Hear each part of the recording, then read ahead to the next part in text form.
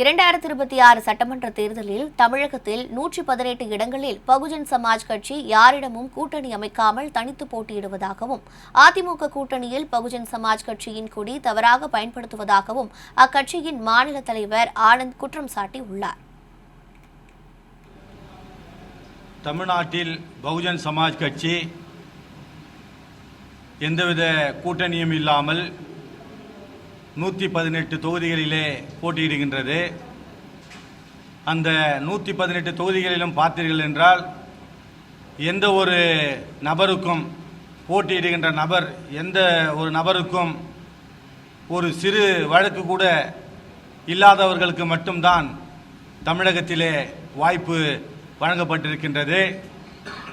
அப்படி சிறு சிறு வழக்குகள், அதாவது ஒரு சாதாரணமாக போக்குவரத்து சிக்னலிலே ஒரு தண்டனை பணம் பெற்றிருந்தால் கூட எங்கள் கட்சி அவர்களுக்கு சீட்டை ஒதுக்கவில்லை.